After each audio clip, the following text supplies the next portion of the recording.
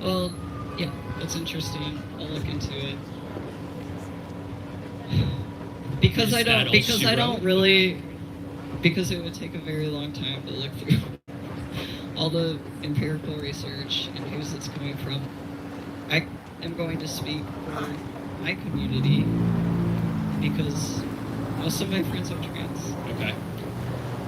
And I can say, knowing them and hoping that they are okay with me speaking for them, my friends have gotten nothing but joy from gender affirming care. And I've known them since before they came out, before they were in gender affirming care. And I see that it is just a part of them doing something out of love for themselves. And none of them have been pushed by outside people, outside influences to go on hormones, to get surgery. Every person that I'm close with, it's been a very personal, long struggle where they're like, is this the best way for me to be who I am? I think It's not the surgery that really makes them who they are. They were already that person, but they were like, will this improve my life? And it, if it was just them, and they were in an insular place where it was like, has coming out as trans and getting affirming care improve my life, I can be almost sure that all of them would say yes. But the climate, the political climate, and the violence, and the with policy, with people saying they don't exist, that just it's gotten worse, and that is what affects them negatively. my issue is I think that just because they derive happiness from it doesn't mean that it's true. Just because you derive happiness, if I derive happiness from pretending to be a penguin or a lizard, that doesn't mean that I am one. And furthermore, I would find it very hard to believe that they're not receiving any external influences that cause them to do these things. There's not thousands of people in this country coming up with a novel idea of cutting their penises off. I'm not saying that being trans isn't real, because what the fuck? So many people engage in immaterial, emotional things that improve their. We would be fucking void as humans if we didn't engage in anything that wasn't material, absolute truth. That just sucks all the fucking joy out of being human. To be human is to be able to play and think expansively and like, what the fuck? What's fun about having one bucket and it's like, okay, your choices are bucket A and bucket B, and you got 80 years to fucking You can have live. C, D, E, F, G, H, I, J, K, L, M, N, P, Q, R, S, T, U, V, W, X, Y, and Z, but it doesn't matter, right? Because you can do what you want. If you want to wear a dress, a wig, Ozzy Osbourne did it a lot when Sharon stole his clothes, you can do that, it's totally fine, right? It's not illegal, but it's just not true. It doesn't make you a woman, right? If I paint my skin black and that derives me joy, great, but I'm still not black, right? Just like if a man wears a dress and a wig, he's not a woman. It's really Even if it derives them joy. It's really complicated, and I can't speak for every. The I problem can't. I have, I'm sorry to interrupt you, but the problem I have is that we constantly, you don't like that, so we're trying to now describe a woman as somebody in a dress, with hair, and looks pretty, soft skin, and stuff like that. That is disrespectful to women. It is. No, it's not. You think a woman wearing pants is disrespectful towards men? No, but you saying all a woman is just wearing a dress, looking pretty, soft skin is. You know, that's. In order for you to say If there's- that men if they're can be saying women, you have to say that. That's If the they're problem. saying that, it's because society has said that to be a woman is to be pretty, to be feminine. No, I don't think so. So I think that women go through a lot. They menstruate, they bear children, they have other social struggles. Do you believe in like systemic racism? It's okay. I'm not going to argue on it. Yes. Yeah. Systemic racism, like black people are aggressive. I'm just like nervous about this. No, I'm not gonna push you on systemic racism. I promise it's not what I'm gonna Okay, argue. how about you say what you want to say? Yeah, so I'm gonna say is like, if you believe in systemic racism, like, how would you feel about me taking on the identity of a black person when I'm not, and saying that just because I painted my skin brown, that makes me the same as them and all of the struggles they've gone through, right? So if you believe like it just doesn't make sense, it doesn't compute. I don't think that you can just throw on a dress and you're just as good and the same as a woman who's had to menstruate and bleed from their vagina their entire life since they were 12 or 14, right? I don't think that's the same. I don't think it computes. It isn't the same. Okay? Like, and I don't think I've met a trans woman who's like, I'm identifying as a cis woman. I identify as somebody who grew up and got her period and stuff like that. But if it's not the same, why would we let them into women's only spaces? So if there's exclusive Because spaces there's for a women, lot of different type of women. And right, to but they're say all women, right? And this person is not a woman, right? If you're just wearing a dress and a wig and you're pretending to be a woman, you're not a woman. So why would we allow them into women exclusive spaces if you yourself say that they're not women or they're not the same as you? I never. You said they're not the same. You said they're not the same. Just they're not the same in the same way that women. No woman is the same. There's butch women. There's all types of women. There's women who might have genitalia that look like a penis, but grew up as a woman and got a period. Like, there are. I just get frustrated. We ask you to focus on the biological aspect of it rather than characteristics of it or. It's just the question is. I'm not a scientist. What do all women have in common, though? Like Katancha Brown said, the Supreme Court Justice, she couldn't identify what is a woman because she's not a scientist. I'm not a scientist either. I'm a guy wearing a MAGA hat that understands common sense or engages in common sense. I think the whole idea be like that question: can you identify a woman? As a that woman is or a woman, maybe. Anybody. Asking anybody identify what it is Adult, to be a human, woman. female. That is such a hyper simplified. Hey, how about this? How about this? Explain to us what is a woman. What is a woman? Yeah. I can only speak for myself. Sure. What is a woman?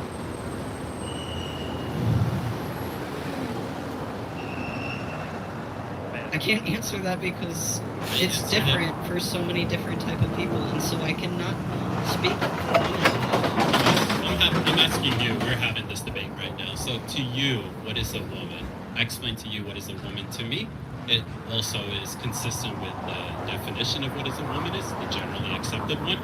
You disagree with that, so I'm kind of curious. What do you think is a woman? It would take so fucking long to explain. I think several examples of a woman, because I don't want to just give one. One would be somebody who was born in a hospital, was named by the doctor to be a woman, grew up as a sister, became a mother. Try to explain it without using woman, because we're trying to figure out what is a woman, right? So when you tell me that the doctor said that they're a woman, I still don't know what is a woman, right? So what is a woman? What do they all There's have a in cultural common? woman. There's an emotional woman. There's You told me woman, right? So it's like a circular definition. You're telling me a woman is, and you're adding an adjective and saying woman, but we're still saying woman is woman. Like, I can be sad sometimes, right? Does that make me a woman? I want a free drink sometimes at the bar. Does that make me a woman? Yes. That's really stereotypical. Well, okay, so that's the problem I have, is that you're trying to stereotype what is a woman. No, I'm not. I'm what is a woman? refusing to give one definition. That is the opposite of stereotyping. I'm fine with a billion definitions of a woman as long as you explain to me what is a woman without saying it's a woman. This fucking conversation's deteriorating. That's all she wrote for that one. I appreciate you coming up, and I appreciate you having a civil conversation with us, even if it was heated at times. Dude, I showed the level of respect I showed you all by coming and talking. And we really appreciate that. Seriously. Shake our hands. I really don't want to. I really do not want to. It's okay if you don't want to, but we'd like to shake your hand. like to, but I just like Okay. people with opinions similar to yours have caused so much fucking strife and damage to people that I love the most. And I had to really push myself to come here and talk to you because maybe y'all aren't the ones to fucking throw the stones, but giving a platform Luke just messaged me right now about. to this truth Yeah. that you're proclaiming. Yeah, he apparently has like a call with her. And I know that you've argued that you're trying to protect people. But I would just try and think about how much damage and strife this has been causing. We do think about the effects of what we say, and I would just like to say to you, I know that this was difficult and stressful for you, and we appreciate you and are proud of you as a member of our country for coming up to this table and talking to us and having a discussion with us for what, an hour, and not coming up and flipping the table or ripping the signs off or attacking the camera or something like that. We really appreciate that from the bottom of our hearts. We can't explain how much we appreciate it. Houston, but Okay, thank you. Texas. That's No. exactly what we're here to talk. Yeah. Okay, so You may disagree with that, but that's what America is about. For you to come here and disagree with what our sign says without you flipping our table or me punching you, right? We use our words, and unfortunately, it's true. When people do stop talking like this, as much as you disagree with my opinion, that's when people resort to violence. And we want to make sure people don't do that. Well, we could get into another conversation about if violence has a place, because there are people that have Several hundred the thousand right, followers on legal right to Instagram. violence. So, violence has a place in America They were like, every day. So you might. Do you think that it's justified to use violence just because of the position I hold here? So justified, justice. Would it hold up in court? If that's what defines what violence is, then there are some people who are justified in using violence and other people who don't have that right. Would it be to morally use acceptable violence. is what we're asking? Like, if you came up with a gun and shot us in the face, like, for our sign, would that be? Some people would argue that it'd be morally right to shoot y'all in the I face. think that's What do you crazy. say? What do you say? That's crazy. If people made the argument that giving a platform to What do you think about Charlie? there's so many Charlies. Charlie Kirk. There's so many Charlies. Charlie Kirk, who was assassinated behind a table just like this one. I know that's the person that's trending, but Charlie Kirk was a byproduct of people like this. And I did see that Charlie Kirk was very into this like idea of like just wanting to talk, Yeah. just wanting to have debates. And I have obviously I really put a lot of worth on conversation. As you can see, I really didn't want to fucking do this. But I'm starting to doubt how much effect debate actually has. If there's debates and debates and debates and debates going on, and people are being fucking oppressed and drove into suicide, and there's people yelling at them on the street saying, "Go die, you don't exist," what does debate solve that? Or is it the policy that are being put in place that create the debates? Well, That's what we're I here think to is that. debate the policies, right? What is the best approach to solve various issues that are here in America, whether they're social or political? But the problem with what you're saying right now is that it seems like you're saying that there's no reason to debate anymore because. I'm not saying that. Okay, so can you clarify? That was the stupidest thing she said. It does seem like you don't want to debate. Shut up. All we're saying is we don't want you to shoot at us, and we don't want our side to shoot at you for your opinions. Now, if you can shot us, or we went for self-defense, whatever, but like we want to be in a place in this country where we can sit on the sidewalk, we can look each other in the eyes, talk about our issues, realize we're both humans, shake each other's hands, walk away, and it's done. Yeah, I mean, Not hurting each other. I think the idea of like the difference of physical violence and the violence of words, because I think words can be violent. Sticks and stones, I don't think they can be violent. My words will never hurt you.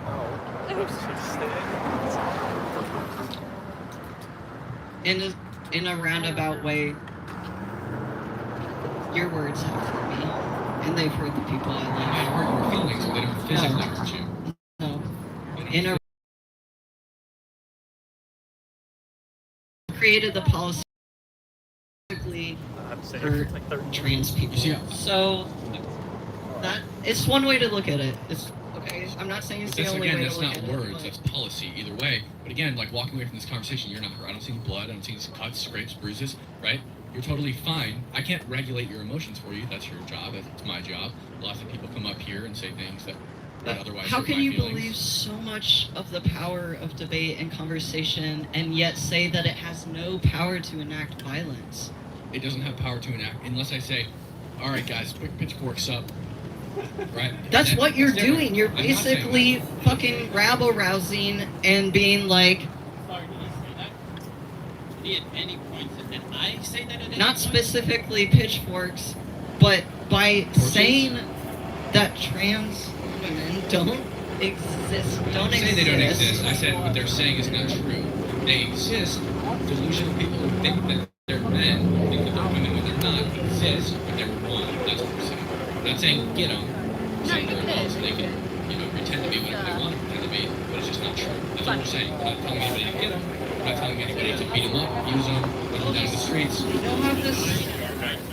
I'm not saying you can't identify as this or that. I just don't know why Most of these y'all people, I think, have are abused themselves. chosen to platform an agenda that harms so many people. And it's you talk about delusion. There are so many I'll tell you delusional. exactly why. Like if you want to talk about delusion, an example like a man who has the delusion that his dick's not big enough. Yeah, so I'll tell you exactly Why why. aren't you I talking talk about this. them? 1 second. Well, because we have if we were gonna do that, we land some. But we already have. Like I'll tell you exactly why I choose this issue. Right. I have one friend who had to swim on the team with Leah Thomas and change in front of his penis every day. I have another friend who was spiked in the face by a man playing volleyball on the women's team. She bashed her head and fractured her skull. I have at least 5 friends who live in Seattle, where I live, that are detransitioners who were convinced that they were transgender as children and now have to live with a fake vagina for the rest of their lives. Right? It affects people. It's a problem, especially when children are involved. And I think that something's got to give and something's got to change. I have an allegiance to the truth, and I'm here to fight for it. But I think conservatives really latch onto these like very specific minority instances, which are really unfortunate. But can I literally have to go, but I just want to ask out of curiosity, if anyone feels like self-disclosing, can you raise your hand if you're conservative? We're in the minority, right? Or some people don't want to say. Okay, that they're are conservative. any of y'all close friends with a trans person? Any of y'all that raised your hand, can you raise your hand again if you're conservative and you are close friends with a trans person? Depends on what you define as trans too, because if you're counting all my friends who are detransitioners, then I have a lot. Wow, you must be searching them out. I'm not searching them out. They all just live in the place where there's the most Yeah. transgender surgery, Seattle, Washington. So there's a ton of them there, Okay, and they become so more very radical. surgeries, so like there will be more because there's just like a higher density Yeah, of for trans sure. people. And they become very radical, and that's how I meet them. Is I meet them like at trans rallies and stuff, like literally sitting across the street with a speaker like this, talking about autogynephobia. Where are you living this?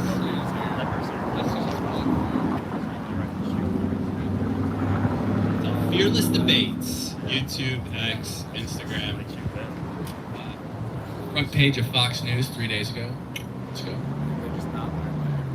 And it's not just those incidents, right? I have a niece. She's almost 3 years old. A couple days ago, she was telling me, she goes, "Mommy's a good girl. Daddy's a good girl." And I said, "Daddy's not a good girl. He's a good boy."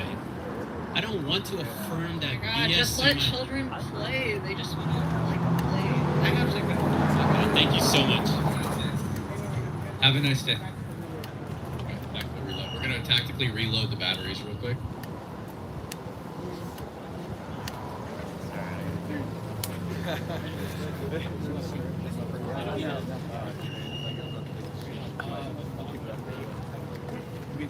like to answer them on camera. Lance can speed up a little bit. Which one of these batteries is charged? Which one of these is charged? Are these full charged? Fucking Reddit. Oh, shoot. Oh wait, there's charged batteries right here. Right? No, those are fully charged. You like the rest of I them. was over there watching. Yeah, they banned it twice, so I restarted it. You walk back to the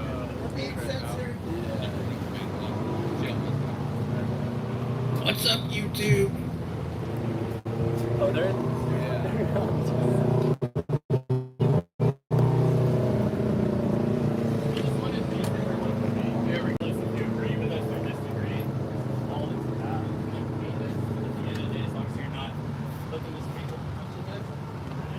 Yes. Quite honestly, thank you for being here. Hey, yo. Yeah. I got your back if anything happens, all right? Thanks, man. I appreciate it. What's your name? What are we looking at here? Quite honestly, we're looking at YouTube. Are the cameras good? Yep. Okay, we're good. I know, dude. Like, without pick over. I know. Okay, what's up? Just talk so everyone can hear you. Like, kind of really have to like eat the mic a little bit. Like this? Yeah, you can even like adjust Thank if you. you need to. So I was just wondering, the deport all illegals now, is that the solution or is it a band-aid, would you say? Yeah, that's a solution. So the net fiscal drain of an illegal immigrant in the U.S. economy is $68,000 per person. They pay some taxes, but not enough to offset the amount of social welfare they use. Furthermore, if you look at some counties in Texas, for example, there are more crimes committed by illegal immigrants than there are people living in the county per year. Kinney County, Texas is a good example of that. Furthermore, like when I go to sleep at night, I don't leave my door open. I shut it, I lock it, and I put a loaded gun on my nightstand. I think the United States should do the exact same thing. I don't think that we should just leave our front door open and allow whoever wants to come in. I think that comes with national security risks. I think that comes with public safety risks, like with drug smuggling, which fentanyl smuggled across the U.S. border every single year to kill every American by overdose, all 350 million. I think those things are all problems, and I think that deporting illegal immigrants out of the country is the solution. We've plugged the hole. Border encounters are down 90% since Trump took office. Now we need to bail the water out. Okay. Also, I just want to say it's 5 minutes. Sure. So would you say that that we need to deport them, or that it might be the issue that we have this problem now is because the politicians up in government have been, well, not like presidential or things like that, but congressmen and local officers have been taking bribes from people, specifically, and I don't know the politically correct term here, I've only heard them as coyotes, but the people who smuggle the illegals up here. Do you think it's so much of that we have illegals in our country and we need to deport them, or that we need to put our foot down and have a readdressing of deport them or stop it? I've never heard of a congressman sitting in the U.S. Senate or House of Representatives that's bought off by the cartel, but if there was, I say we put him in solitary confinement for the rest of his life. That's another big issue that you raise as well. It's like the majority of illegal immigrants who live in this country were smuggled here by the cartel. I filmed 2 separate documentaries on the U.S. southern border in Eagle Pass in Del Rio, Texas. I interviewed the mayor. I interviewed border officials, city administrators, sheriff's deputies, and I did ride-alongs as well. And I asked one of the sheriff's deputies, "What is the most common thing you see being smuggled? Is it marijuana? Is it fentanyl? What is it?" People. It's people. And so, but that doesn't mean that the cartel is kidnapping people and smuggling them across the border. If people are actually paying the cartel to do this for them, and that's where coyotes come in, right? To get to the U.S., you have to cross the desert, and you also have to evade law enforcement. So, to do that, you pay somebody. But these people are poor, that's why they want to come to the United States. So what happens? The cartel says, I know you don't have the money right now, but that's fine. Just pay us back when you get to the United States. So from now until the end of time, the cartel is going to take a portion of their income into their coffers. And the issue is that that illegal immigrant is already basically making nothing because the farmer, right, or whoever it is, would never hire them at the cost of you. Because why would they hire them at the cost of you when it's illegal for them to hire the illegal immigrant and they can just hire you, right? They hire the illegal immigrant for less money because they're already taking a risk in hiring that person, so they have to have a trade-off, just getting, employing them for less money. So they're effectively slaves, right? They're already making what are basically slave wages from their employer, and then they have to pay a large portion of that to the cartel every pay cycle, right? So that's a huge issue there. And so for that reason, I would say that allowing illegal immigrants to come to this country and not deporting them isn't humane. It's not compassionate. It's actually the opposite. So would you say it would be better to, rather than allocating funds to round up people, and I don't want to go into the argument of whether or not what they're doing is humane or not. That's a different topic. The policy that I want to argue is, do you think it would be better to allocate the funds to have a better immigration processing so that the ones that are legal want to come over here, want to get a better life for their family and improve America as a whole? Because at the end of the day, they're providing labor. They also provide labor for a lot of small businesses. I know in East Tennessee, like personally, I don't want to list off 5 by name, but I could tell you 5 by name. Yeah. Respectively. Yeah, well, I mean, I would be fine with allocating funds to both. But the problem is that it shouldn't be easy to be an American citizen, in my opinion. And it's already not that difficult, right? I think that it should be purely merit-based, and it should be difficult. We can't take in the entire world's population. But regardless of that, it being difficult to become an American citizen is not an excuse to break our laws. And fortunately for you and I, we have a legal immigrant sitting right next to you.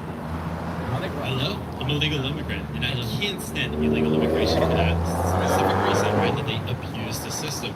The whole reason why illegal immigrants are able to cross the border without the port of entry and then have a fine life in America is because there's 8 U.S. Code 1158 allows people to enter the country illegally and then say that they're seeking asylum. So as long as you have that problem, as long as that's part of our immigration code, everybody's going to be abusing the immigration law. So I kind of agree with you that the reason is because of politicians, but it's not because they're bought off. It's because they've never wanted to actually reform the immigration law right there. If there's an 8 U.S. Code 1325, which makes it illegal to enter the country, but then at the same time you can claim asylum even though you broke that rule because of 8 U.S. Code 1158, that's where the problem is. And that means that somebody like myself who's a legal migrant, who waits for their time, does the legal process to come to America, I may not even have to do that. I can just come through the border, and then I can get free housing, free food, free everything. I understand what you're saying. I've hit my 5 minutes, and I want to stay good on my promise. So I'm going to have to say goodbye and everything. It was a Okay. trouble. Thank you for coming out and talking to us. Appreciate it a lot. Have a good one. Be safe. Have a nice day. Hi, how's it going? I'm Trinity. I just am curious to know Yeah, feel free to hold that too. y'all's stance on the American involvement in our civil war. Yeah, so unfortunately, as much as we'd like to talk about Israel, he's a Jew. I literally have a bullet casing that was fired on October 7th that I picked up outside of Kfar Aza myself in Israel. As much as we'd like to talk about Israel, so there's a lot of conspiracy theories about Charlie Kirk and his assassination being related to Israel. Charlie was obviously very pro-Israel. A lot of people are using Charlie's death to sort of manipulate public view on Israel. We view it as disrespectful to talk about Israel on this tour because of Charlie's death, and part of the reason we're on this tour is to honor Charlie. So we don't want to disrespect his memory by dividing our side on that issue. So we're just not talking about Israel on this tour. Would you think that it is a political issue and not like principle? Israel? Just both sides. Definitely a political issue. Yeah. And do you think that our foreign policy supports our involvement? Like we should be involved at all? Yeah, for sure. I mean, we get a ton back from Israel. Like, I'll just do a brief thing real quick, and then we won't talk about Israel again. So, Israel sends disaster response teams after every disaster in the United States. They have people on the ground after 9/11, the Suez condo collapse, all of the hurricanes, including Katrina. They allowed us to harvest the Leviathan and Tamar oil fields, which are oil fields in Israeli waters. They brought in Noble, which is a Dallas-Fort Worth-based LNG company, to harvest it. Then we sold it to the Arabs and patched up relationships with the United States and the Arabs and Israel and the Arabs. They vote with us in the UN on contested UN votes more than any other country in the world. 90% of the time, it's more than Canada, France, the UK, our alleged closest allies. We also have, basically Israel's like a R&D program for our military industrial complex. So we send them weapons, and that's where the money comes in. It's like, we're not actually giving them money. We're basically saying, here's a coupon, what do you want? And then we send them, the US government buys the weapons. We take our tax dollars, re-inject them into the private sector. Weapons companies take them. Israel gets what they want, and then they take those weapons and they test them because they're at war more than us. So, like, for example, we were just in Israel, and there's a military base which has like a ton of robots and drones, and they're primarily used to explore tunnels. And we don't have a use case for that right now with the technology that we make them for Israel, and Israel says, this part didn't really work that good. We couldn't defuse a bomb like this one. The arms aren't good enough. Send it back. They make a better version, and then our technology advances, and then maybe one day we'll be able to use those in like cartel warfare or something. If we ever had to like fight the cartel, now we have something that explores tunnels. F-15s were majorly developed by Israel, especially when they flew them against Iraq and Lebanon, respectively, in 82 and 83. They took down tons of Russian MiGs at the height of Cold War when we didn't know how the F-15s compared against the MiGs. I don't even know what else. Like, there's so much stuff. They stop terrorist attacks all the time. Like, there was a major ISIS plot to disguise laptops as bombs and put them on U.S. planes. They stopped that. There was supposed to be a jihad against our diplomatic mission in Europe. Israel stopped that. Do you think like the amount of funding that is leaving our country is that we could be using to help the national debt crisis? Oh yeah, it's like basically nothing. So our national debt is, what is it, almost $30 trillion. It's like almost, I guess maybe David's right, it's almost $40 trillion right now. $3 billion a year is like not even it's not gonna touch that. It's not gonna fix it at all. Do you know what the budget is for the Pentagon, like the defense budget? I don't, but I do know that the national debt is extremely high. It's like 800 billion if they didn't increase it more than that. But let's just say it's 800 billion, 3 billion a year, right? During wartime right now, we're giving them 30 billion. It's one-time payment essentially, but that's nothing. That's not going to lower our debt. Well, not just in wartime. Over the course, I mean, like y'all spoke about it. So over the course since 9/11, we've given Israel $80 billion. So since 9/11, since it was founded, we've given them $160 billion. So this is over 25 and 70 years. Right, but basic economics. Like if money is leaving your country, then that money can't be generated and distributed more and more. Right, but it's very little. It's very little money. It's a very small portion of Israel's defense budget. It's a very small portion of our overall budget. It wouldn't mediate the debt virtually at all. And on top of that, we get something out of it. We get a major return out of it. We're allowed to use Israel as a strategic reserve site. We have a friend in the Middle East, our only friend in the Middle East, I guess maybe, depending if you consider Saudi Arabia and Qatar, it just depends, the UAE maybe, but they're not like our buddies, like Israel is our buddy. They've got our back and they're the buffer between us and radical jihad. Because they're, we have them basically too busy with Israel to attack us again right now. Well, I do know that our connections with the countries in the Middle East, they have been harmed by our alliance with Israel. I think that our relationships with countries in the Middle East are harmed by the fact that we're infidels. Israel's existence is not what caused the West's relationship with the Middle East to deteriorate. They hated us always.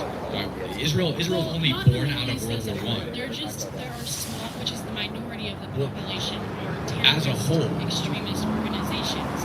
However, the majority of people in the Middle East don't have these radical beliefs. That's not true. They all live under, almost all of them live under radical fundamentalist Islamic governments in the majority of countries in the Middle East. By choice. Okay. Well, it depends on how you look at it, right? Many of them are, if you poll them, they're happy living in the country that they live in, unless they're not a Muslim, right? So in the majority of countries in the Middle East, child rape is legal. It's legal to rape your wife, and it's legal to marry children equals child rape, right? So like these are fundamentally radical Islamic countries, and it's a problem. Now you can say that they're not all terrorist states, and that's fine. I would have some pushback on that. But the fact of the matter is that our relationship with Middle Eastern countries did not deteriorate because of Israel, because we had issues in the Middle East before Israel ever existed. Like with the Ottoman Empire, for example. Israel only exists because we fought the Ottoman Empire during World War I and destroyed them, and then there was a void of countries there, and Israel created their country out of the void. Same with Jordan, Iraq, Iran, every country that exists in the Middle East, because the Ottoman Empire occupied all of them. If Israel was such an issue for the Middle East, how do you account for the Abraham Accords? I'm not aware of this. Could you? Okay, they normalized relationships with 9 predominantly Muslim countries that they have historically been enemies against them. They did this. They did this in 2017, 2018, 2019. They're still doing it to this point. They have a fantastic relationship. Why would Israel have a fantastic relationship with 9 predominantly Muslim countries in the Middle East if they were the problem? So these courts, when did they become instated? Is it? Do you know when they were instated? Yeah, 2018. Okay, so this goes back to my question. To define a country as inherently good or bad based on their policies or their government, because I mean, I think it's a combination. like no matter even when like the past president who was in office, I did not agree with anything that he stood for, but I still thought that the people of America were good Yeah. in this country. I agree with you to an extent. I think that it's a culmination, but I think you could look at a country like the United States. Joe Biden's president. Like Joe Biden is doing some messed up stuff that I agree with. But he's not evil, right? He's not an evil person. But if you're the supreme leader of Iran, and under your rule, child rape is legal, yeah, you're evil. But it's under his rule. He Under his wasn't rule. chosen to be leader. He forcefully took it over. Right. But in the majority of these countries, the people living there pull with support for their government, right? Unless they're non-Muslim. I would disagree. And the with same in Gaza, right? People in Gaza pull with majority support for Hamas, but Hamas allows child rape in their country. It's legal there. It is true. It is 100% true. There are no laws. There are no laws that ban you from marrying children. There is no legal age for marriage, and it's also legal to rape your wife. Spousal rape is legal in Gaza. You're wrong. That's the PA. That is also. That's not. That's the majority of Palestinians, when polled, support Hamas in the West Bank and in Do you Gaza, think it was a proper and the rest and fair support poll Fatah. if they're run by a terrorist organization? Do you think that it was true? They voted them in 2005, and there hasn't been a single rebellion. 2006, that's right. 2005 is when they deal. There hasn't been a single rebellion because Hamas is taking all of their aid, all of their funding. They have No, no I'm talking about resources since to fight. 2006, pre-2023. They were still in organization in 2006. But they weren't in charge. Fatah was in charge. And also, if the argument is that they can't rebel because they live under the terrorist organizations, that's not true because it happens all the time, right? I mean, we rebelled against the British Empire, et cetera, strongest military in the world. But furthermore, like, Gaza is run by Hamas. They're the sole governing authority of Gaza Strip. And we really got to wrap up Israel soon because, again, like, we don't want to spend time. We think it's disrespectful, but I just wanted to answer your questions and make sure that we're running. Fatah is in charge of the West Bank, right? That's the former PLO. So, like, why haven't they done anything about Hamas? Well, because they actually they did go to civil war with each other, but they prefer them over.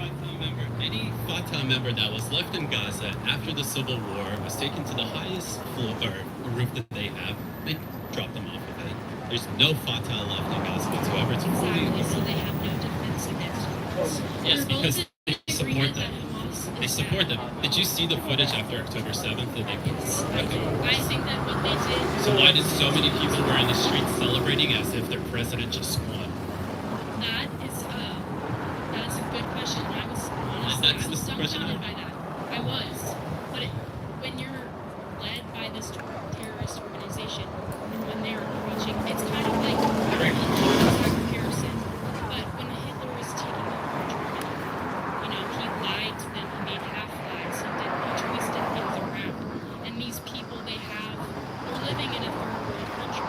Most of them. I mean, Gaza wasn't a third world country before Israel. Now it collapsed. is. Now it's. I mean, it was never a country to begin with, but I mean, now it's pretty much terrible. But Right. Okay. Thank you so much for talking to me. I yeah, don't thank you so much. Thanks for coming up. Appreciate it. Have a good one. Be safe.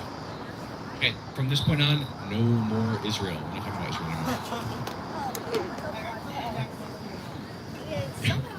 So, hi, how's it going? Nice to meet you. Yeah. So I was here just for the statement that you have right here of deport all illegals now. Sure. And so my only thing is I wanna better understand what you classify by deport all illegals, because to my understanding, a lot of the groups that are being currently under investigation, people who are being taken out, primarily Hispanic people, because percentage of illegal immigrants are Mexican. My question to you is, when you're considering your consideration of like deport all illegals, this does negatively impact people who are legal immigrants who are Hispanic. No, it doesn't. If you don't hold on, we're gonna change the batteries real quick. Okay. Let me start both of them. So it does not negatively impact Hispanic people who are legal immigrants, because in order to be deported or in order to be detained by border enforcement, they have to have probable cause that you are an illegal immigrant, and it is illegal for that probable cause to be your skin's brown and you speak with a Spanish accent. Okay. I would define an illegal immigrant as just simply anybody who is in this country illegally, without permission of the U.S. government, anybody who's violated 8 U.S. Code 1325 improper entry by alien, or anyone who has overstayed a visa. Anyone who is not here legally is an illegal immigrant and should be deported. So people who are here under a green card or a green visa, you don't believe that they should be here? Nope.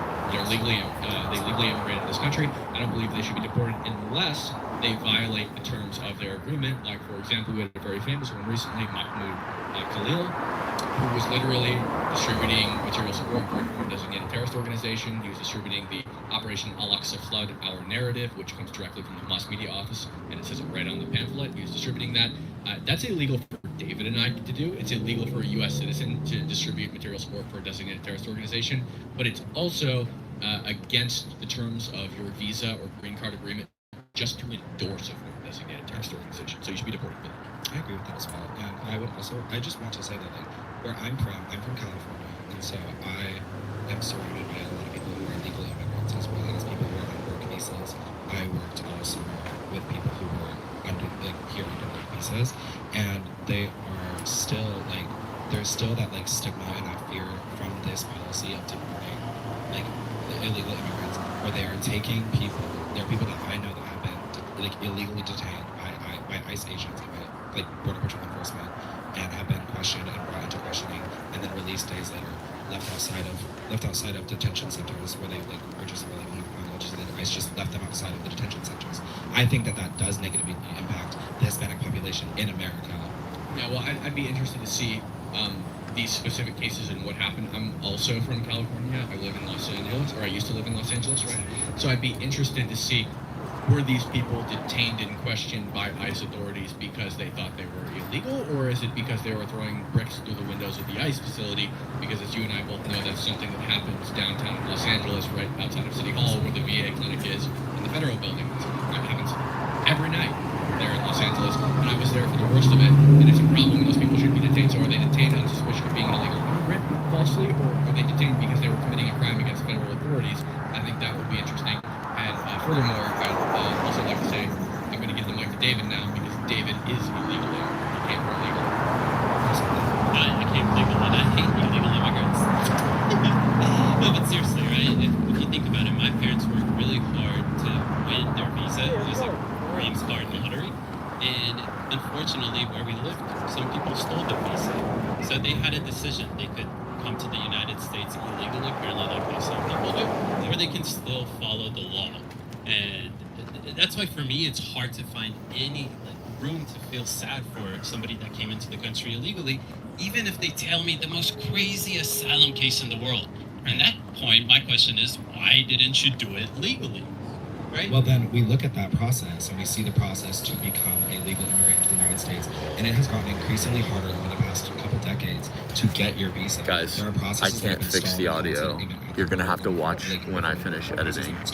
Like, I can maybe that have been halted throughout the 1 second. past 2 decades, where that has been brought into question, where people have asked that question: why aren't people just coming in legally? Because it's harder to do so, not because of just the amount of people that are trying to come in. I disagree that it's harder to do so, because maybe you can explain to me what do you mean by it's harder to do so? Let you me said know if that's better. progressively over the years you've seen it get harder to come into this country. What do you mean? So I know for a couple of my friends who are here under visas, one of my friends, it's a family member of his that is coming here from a different country, not Mexico, but they're coming from a different country, and they were here under a green card for 6 months, and then when that expired, they were told to go back to their country. They were from the Philippines, and so when they did, there was still an instance where they tried again to get another green card and then establish citizenship, and the process was halted for 6 months, where they were not given any information from the U.S. to where they were stationed in the Philippines. And it turns out that it was just lack of like connection and coercion within that, like.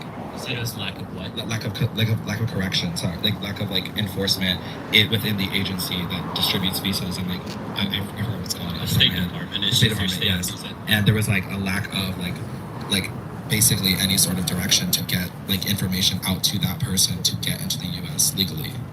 So it's harder for him to find information of how to apply to come to the United States legally again. It was hard to get in contact and like to get back and forth contact with them. Okay, that's not making the process hard, right? I mean, it takes a couple calls to phone somebody overseas, whatever the case is. That, right? That it's not limiting the amount of visas. It's not, you can't get a visa because you're from this country anymore. Although I agree with such reform, I think that we are overdue with such reform. But a perfect example of this, my friend just came to the United States. He not just came, but 3 years ago. He came here as a permanent resident. It took him 2 years to get a permanent residency from the country that he came from. He came to the country, and now he's in the process of acquiring his citizenship. I came to the country. I was 9 years old. My parents became citizens when I was 15, and there you go. Now I'm a citizen as well. And there you are. But yeah, okay, and I do agree in some of those things that you say. Sorry to cut you off, but if it's a real thing, if people want to come to the United States legally, the majority of the time they're able to do so. But just because you want to come to the country for a better life, that's not a reason why. Yeah. Well, I think that people who are escaping like systems or countries where there is like political war or like certain things happening like in other countries that are not America, where there's stuff happening in these countries that are bad and they want to flee to another country, and yes, they do most of the time, the majority of the time, to stay is seek asylum, but also I'll ask you this: legitimate asylum seekers, do you know where the majority of them seek asylum? Let's say you're living in Venezuela and you want to seek asylum from the Maduro regime. Where do you go? Where do 90% of people go? Like what country? Or okay, I would say the United States. No, it's a neighboring country, and you can apply that to every single situation, right? And let's think about this. If your life is under complete threat, you're not gonna illegally cross the border of the United States. Nonetheless, you're not going to take thousands of dollars that you don't have to make a crazy journey to the southern border.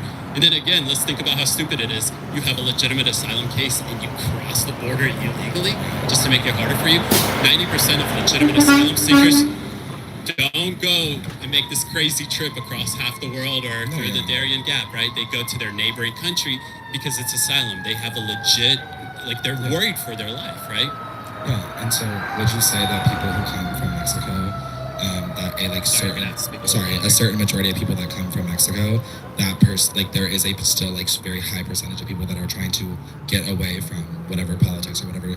Sure. I don't doubt that they may face political violence, that there's gang violence that they're running away from, but that sounds like a legitimate asylum case for me, which you can adjudicate through the port of entry rather than violate 8 U.S. Code 1325 and then take advantage of a loophole that we have in the United States that allows you to seek asylum when you're in the U.S. already.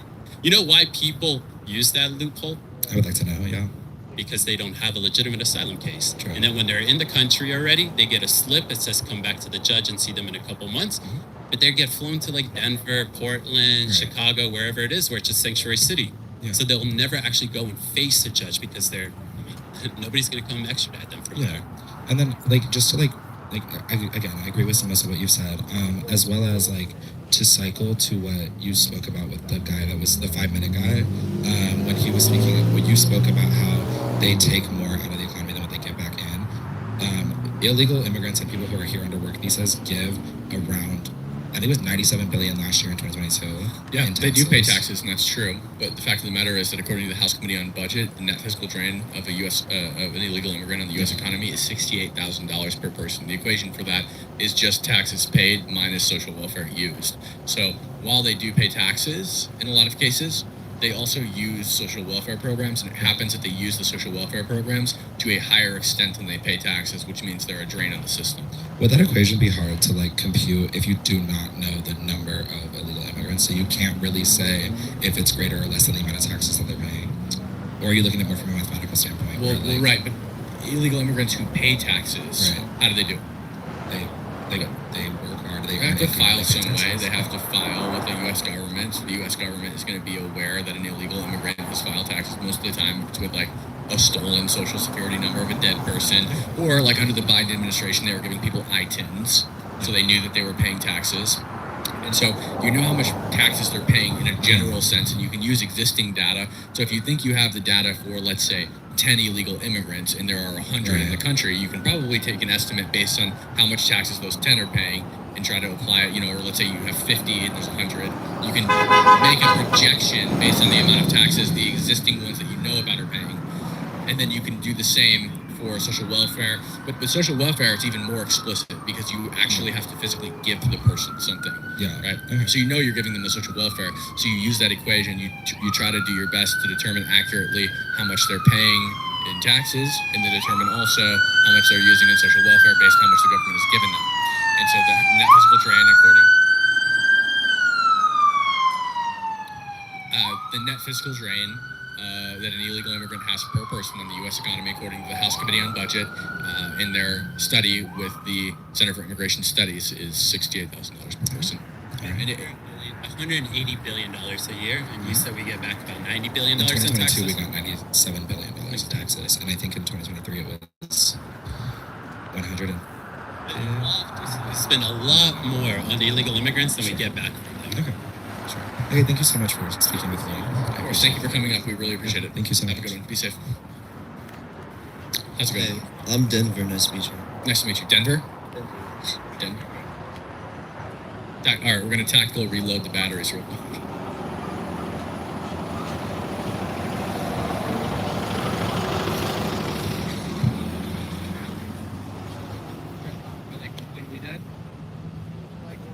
Try these two and give me the Denver.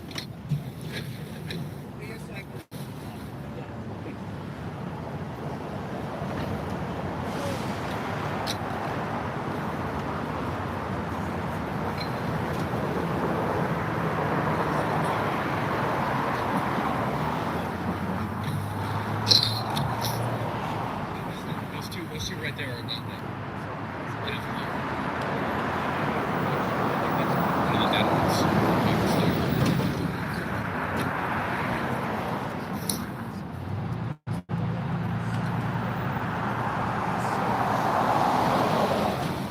I just told you that. Yeah, I'd like to.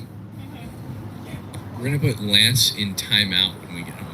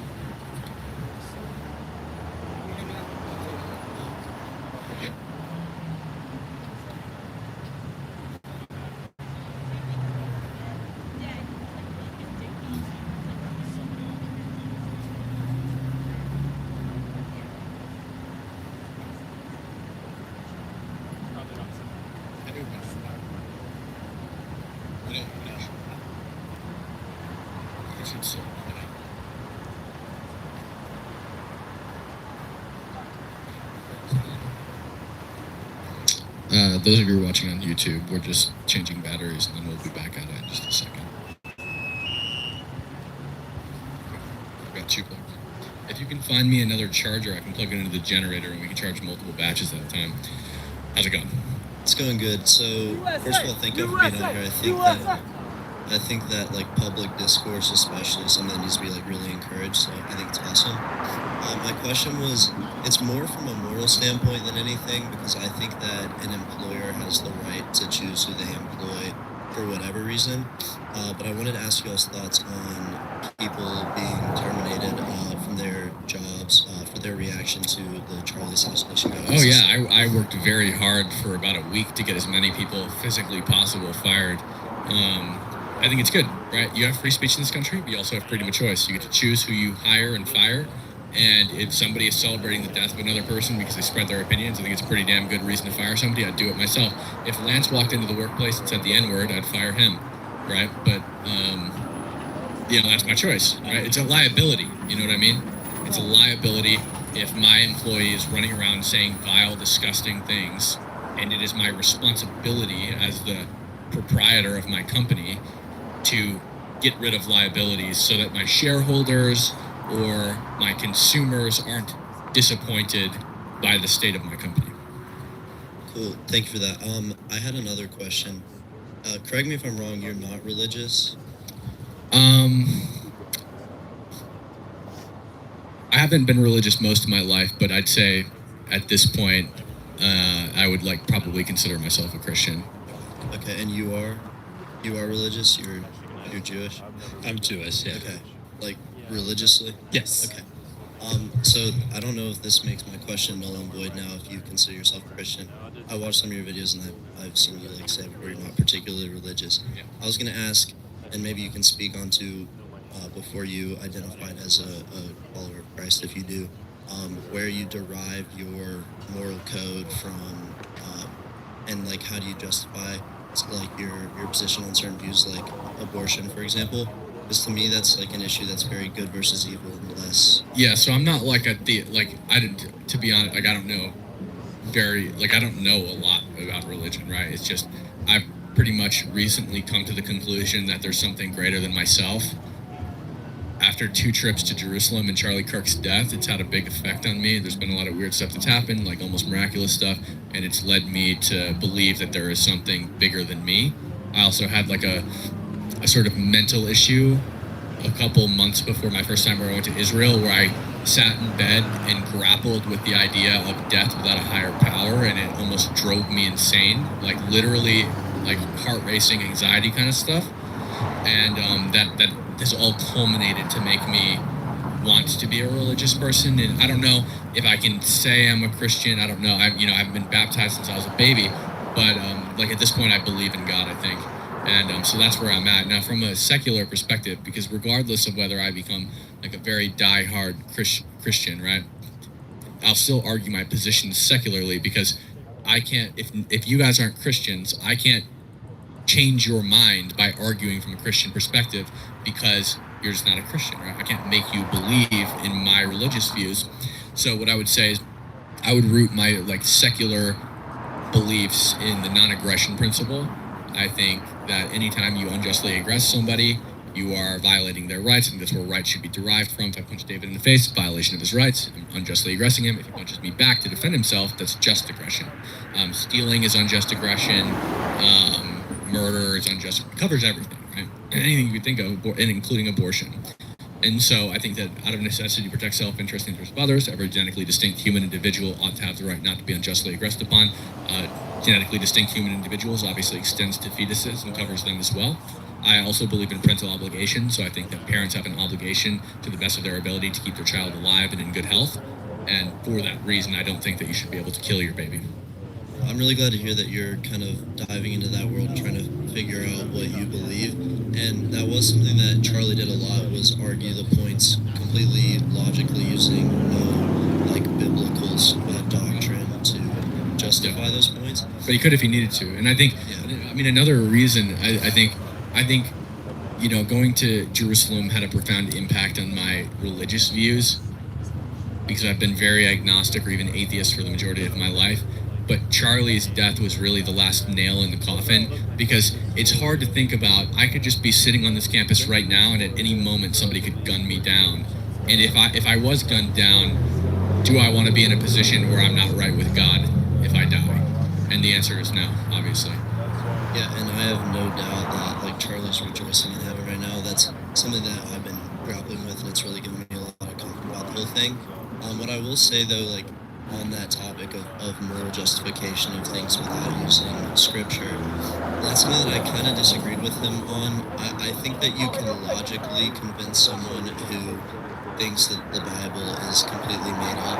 You can logically convince them that a fetus in the womb is a human being, but I don't think you can morally justify that it's bad unless you say it's bad because we're all created in the image of God. Because I think there's a lot of conversations that could be had and rebuttals to be had where they could say, yeah, every person has a right to not be harmed, but Yeah, I think I can argue it secularly very well, actually. It's one of my primary topics, and like I said, literally, when I say that I'm starting to decide that I'm a Christian, we're literally talking about last night I prayed. So this is literally not it's been it's been a while. It's like literally last night was when I like prayed and I said, you know, I'm not going to say what I said, but you know, and, like decided that I wanted to like start being a Christian, right?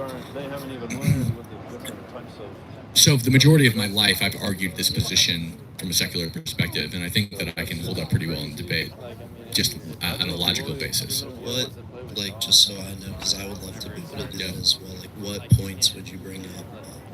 Yeah, well, I would say that all human individuals ought to have the right not to be unjustly aggressed upon, and I think that anytime you add a qualifier to the fetus, that justifies killing the fetus and not a born person. You're also going to accidentally justify killing a born person. So if you just say, oh, it's a clump of cells. Okay, David's a clump of cells, right? Blow him away. I don't think so, right? Well, if you say, oh, it's just a little guy. Like, you know, it's small. It's like, well, I can't kill Lance either, right? Butt of every joke right here, right? I can't kill Lance or, you know, a dwarf, right? I can't kill a dwarf. There are people who fall into this category of being small. You say, oh, well, it's not the right developmental stage. It's like, okay, well, you know, an infant is at a different developmental stage than a toddler, and a toddler's at a different developmental stage than a teenager, and a teenager to an adult, and an adult to a senior citizen. I mean, you can't kill those people, despite the fact that they're not, you know, at whatever you view as the peak mental state or developmental state of a human being. And they say, some people say, oh, well, you know, it's sentient. You know, when it's sentient, that's when it has rights. I say, okay, well, if it's sentience that gives you rights, why don't ants have rights? Because ants are sentient. What about mice? Mice are sentient. They don't have rights. Cows. You ever eat a steak? I have, that's for sure. I don't think cows should have rights, you know, except for the right for me to eat them. So all of those things are sentient. It breaks the logic because most people aren't going to say that those beings should have the same rights as a human being. And say, oh, well, you know, then it's not sentience, it's intelligence. And they have to have the average intelligence of a human being. It's like, okay, well, a toddler doesn't have the average intelligence of a human being. Like, yeah, right, but it's, you know, it has some level of intelligence. Like, okay, yeah, well, a mouse has some level of intelligence. So if somebody's as dumb as a mouse, can you kill them? No, right? You can't kill mentally disabled people. And, you know, a lot of times with that hypothetical, they will literally just say, yes, you can. And it gets really ugly really fast. And I don't believe in eugenics. In this country, 76% of all babies with Down syndrome are aborted. In Iceland, it is like 99%. They have like almost no people with Down syndrome because they abort them. It's eugenics. It's exactly what Hitler did. On the eugenics front, right? Not on the Jew front, obviously. So with that being said, yeah, that'd be my primary argument for abortion is just tell me what's different about the fetus in a born person that justifies killing. Another one is viability. They say, well, the fetus isn't viable. The definition of viability is just the ability to survive on your own. Okay, well, if it's not viable, what's the definition of viable? And they say, you know, the ability to survive without the intervention of another person. And I say, okay, well, newborns aren't viable by that definition, right? If you don't hold a newborn's neck up, it'll fall back and break, and then it's dead.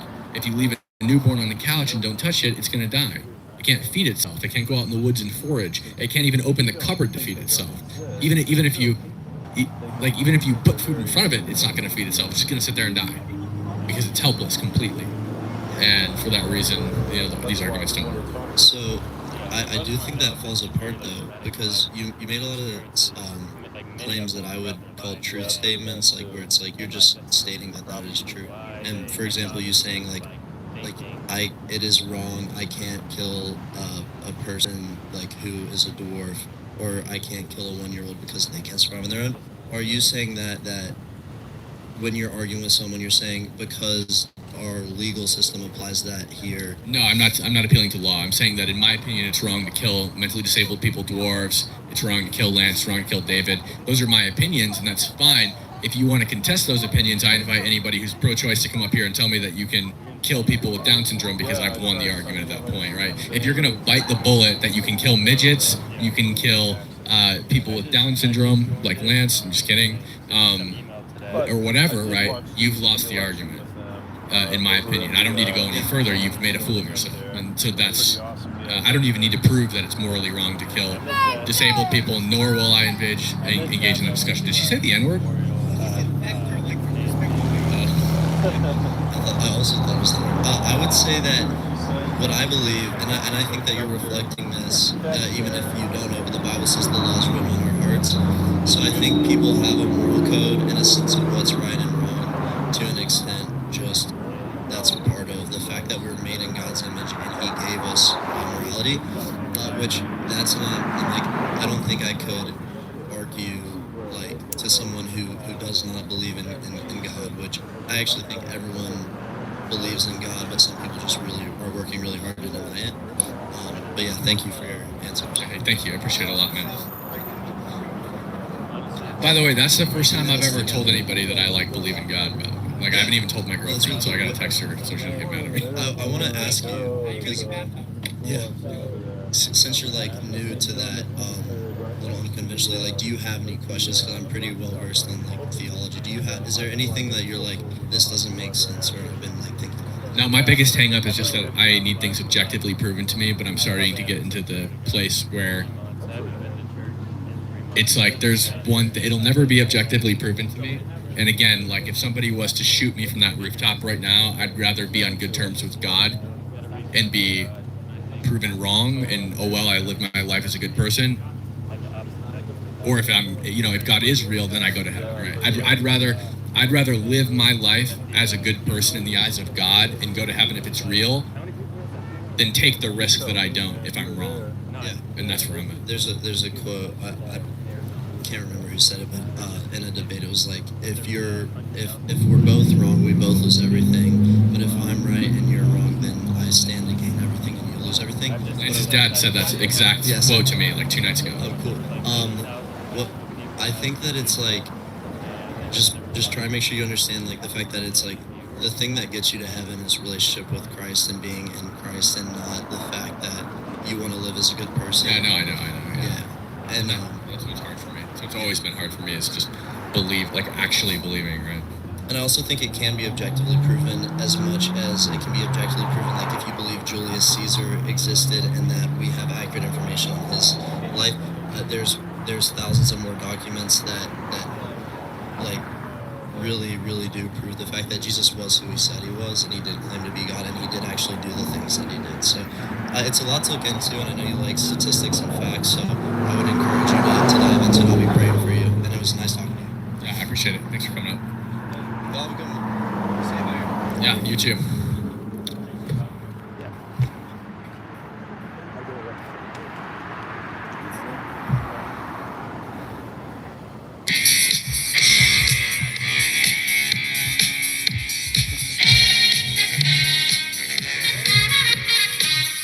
Where are the libs?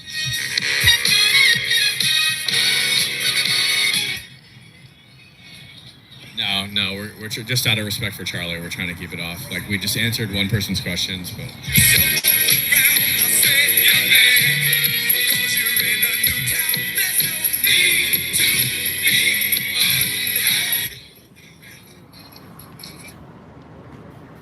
Yeah, what's up?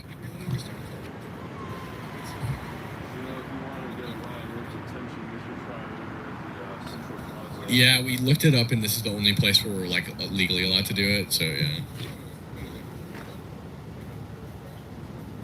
How long are you guys planning to stay here? Till the camera's left. Yeah. Thanks. Till the camera's left. Yeah. We could be here all day, all night, couple weeks. Till tomorrow. Because I'm 50-50 on this. Make sure to kind of. I'm 50-50 on this deporting illegals. I think it's very well to deport people that are, one, illegal and also committing crime. I don't think there's any room for people in America to be, one, illegally here, and then two, abusing the ability to be here and not, working towards making a family or making a better living for themselves. But the one thing I will have to say about the whole thing that's going on with deporting is the absolutely not so great effects it's having on economy for this country. Yeah. I think it's good to want this out of the country. I think it's good to want this out of the country, but I don't think it's good at the same time because we are destroying the economy in the short term at least. The long term it may be beneficial and that's fine, but right now it's shitty and that's what I don't agree with. Yeah, I would disagree with your assessment. So I would say that just because something has a negative effect on the economy doesn't mean we couldn't do it. For example, when we abolished slavery, totally devastated the economy of the South, doesn't mean we shouldn't have done it. The North had to reconstruct the South post-Civil War, which was driven by slavery and after the abolition of slavery. And so despite that fact, we still should have done it. And effectively what we have in this situation is slavery. You have people that are either slaves to farmers, slaves to the cartel, or slaves to both. Usually both, and so it's not compassionate. And I think that we should get rid of it, not only because it's net fiscal drain in the U.S. economy, not only because it's a national security risk, not only because of the crime associated, right? But also because you don't leave your front door open. And so we need to solve that problem. I agree with that. No matter the cost. So you'd say you're okay with, I guess, the drawbacks economically for probably the next, I don't know, 5-ish years maybe.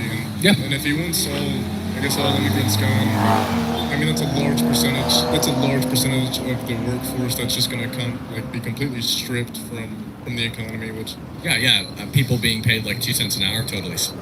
I think we should eliminate that from the workforce. I think that we really get on China about how they put people in sweatshops and basically use slave labor, right?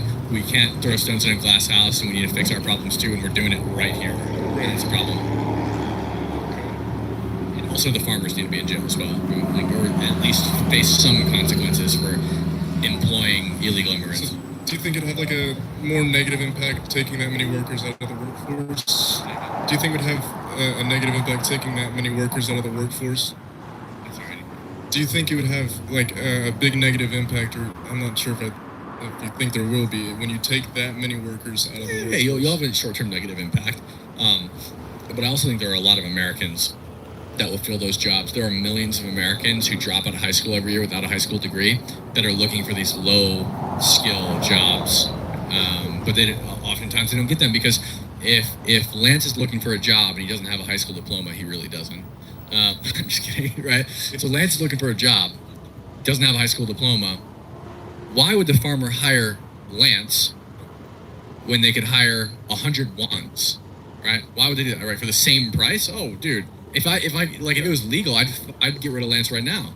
I'm just kidding. You know, but you see what I'm saying, right? It's obviously like if cheaper labor, you're going to choose the cheaper labor over not only that, but like if Lance gets hurt, I have to pay. If I was to hire him, I'd have to pay workers' comp, and I'd have to give him insurance and benefits. I don't have to do that for illegal immigrants. They're just happy with like 5 cents an hour, and sending 2 back to their family in Mexico. Yeah. I mean, I lived in Texas my entire life, so it's a little different. I've been around illegal immigration all the time. So when I got out of high school, I wanted to work somewhere, so I went to Chick-fil-A. So everybody in the front was an American.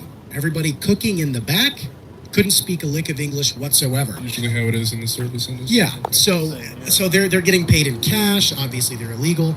So I want people who are just coming out of high school to work these low-wage jobs like Chick-fil-A, Hobby Lobby, freaking Walmart. But it's really, really hard for Americans to get a job if all these illegals are taking these jobs away from these gonna be college kids that want to save up for college. And I think it's super disrespectful for America to not protect its own citizens and the right to work. You should work, but and it's just ridiculous because like nowadays you go to Walmart.com, you put your resume in, and you don't get a response for like 2-3 months, and by that time you probably already found something else. And I feel like the American kids that are coming out of high school or even in high school should have those jobs, not illegals. Yeah. Personally, yeah. I mean, I have to agree with that.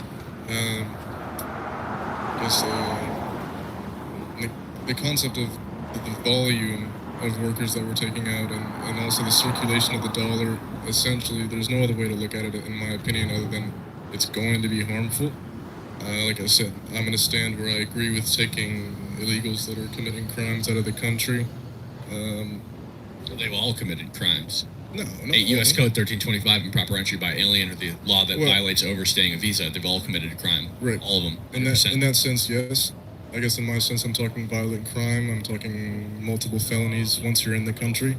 If someone comes illegally and they have, goodwill and they want to, make a family. And I don't think you can come to this country illegally with goodwill. If your first action entering this country was blatantly disregarding and disrespecting the laws of this country and spitting in the face of every legal immigrant like David, I don't think that you've come to this country with good intentions. I think you've come with bad intentions and you should be gotten rid of. Right. It's definitely not okay to come illegally, but I think it's a battle between what's good for yourself and your family versus I totally get oh, it. the U.S.'s laws. They don't care. They'd rather, do Right. what's best for themselves. I totally get it. And if I was living in a bad situation, I had children, I'd probably do the same thing. But that doesn't absolve me of the consequences of what I've done. And the consequences are that I get deported, right? So if you say, well, if you're just a good law-abiding illegal immigrant who's violated the laws of this country, you're good to go. That sends a giant bat signal to everybody in South America. Yep, come on in, right? You won't be punished as long as you're a good citizen or a good person, right? It doesn't make any sense because they're not citizens and they came here illegally. And the other thing is, like, they didn't just break the law once. Every single minute, every single day, they're continuously breaking that law by staying here in the United States. So it's not just, they broke it once. They're continually breaking that law until they are deported or they leave on their own accord. Okay. So I guess what I'm hearing is no matter the, economic drawbacks or the drawbacks in the country's future. I mean, yeah, we've already stated, yes, it's all right, if the economy gets worse for a little bit. But we need to protect Americans and American jobs first and foremost. Right. Because, you're an American. I'm an American. The American government should have our best interests at heart instead of people that are not from here. Right. I guess going off that statement, do you agree with a lot of foreign affairs going on?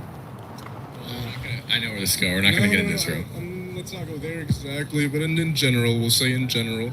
Yeah, but there's no general on foreign In affairs. general, are you happy piece- with foreign affairs in this country? and Every how we're piece of handling- every foreign affair is a completely separate issue. So it depends on what you're talking about, and in terms of, I guess as a whole, are you happy with it as a whole? right now I am.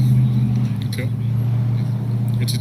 You think the government's doing the best they can to do things that are in the benefit of our country? I think the government can always improve in doing what's best for Americans. But right now, I think they're doing a fairly good job. Do you think we're at a peak or just a good job? A peak Compared to previous, I guess. We're not like post World War II right now, right? But I think we're doing a fairly good job. Right. Okay. I think that's all that's on my brain right now. I appreciate it, man. Thanks for coming up. Have a good one. Be safe. Anybody else? What's up? Hey, I graduated here from 15 years ago. Yes. And, go Vols. Congrats. And I just want to say what you all are doing is great. Keep Thank it you. up, right? I appreciate it. I am a father of 3 young kids. Charlie Kirk's death really affected me and my community around me. But seeing you all out here is so much faith for you all here in college. Listen to these guys. Debate. Listen. Be open to debate. Listen to people. And as Charlie said, get married, have kids, and follow the Lord. Thank you all for all y'all do. I really appreciate man. it. Thank you for coming out. Absolutely.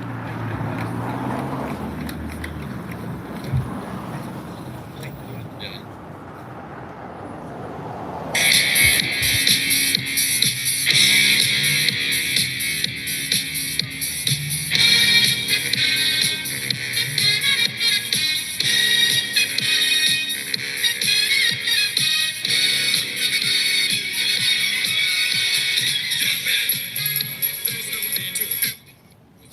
So y'all said that you think that this government is doing the best it can for the American people, right? Yep. What is there anything that you personally would improve or change? Yeah, actually, I can think of a couple right off the top of my head. Number one, National Guard in Portland, in Seattle, probably Berkeley and Los Angeles as well, until the issue is solved. Okay. Portland, there's been an occupation outside of the Portland ICE facility for the past 100 days. They're throwing bricks at federal agents. They're attacking journalists. I think that's something that needs to be done better. We need to take care of that problem. It cannot stand in this country. You cannot enact political violence against people, even if you're in the most remote parts of the Pacific Northwest, where nobody's got eyes on you. You can't attack people in the streets. Portland Police Department does nothing about it, and the feds can't take care of the issue themselves because they're understaffed. So that's one major issue. Antifa has been designated a foreign designated terrorist organization. Now that that's happened, they need to start arresting people. I find it very unlikely that they're going to arrest people, but they need to start arresting people. It needs to happen immediately. So once we start putting those people behind bars for federal crimes, because they're now not a foreign designated terrorist organization, just a designated terrorist organization, my bad, then we can solve that problem. Yeah, I totally agree. I think those are good issues to solve. However, I think that this administration has totally failed in a couple of ways. For example, we were essentially promised the release of the Epstein files, and since that day, they came up with them. They showed us pictures of them. Then they said it was a Democrat hoax.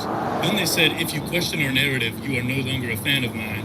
And now they're saying that Trump was essentially a informant for the FBI, and that's why he's listed in them. So there's a lot of sketchy stuff that's going on, and personally, I'm not a fan. We were promised mass deportations. We've gotten at an extremely minute scale of what I would consider to be mass.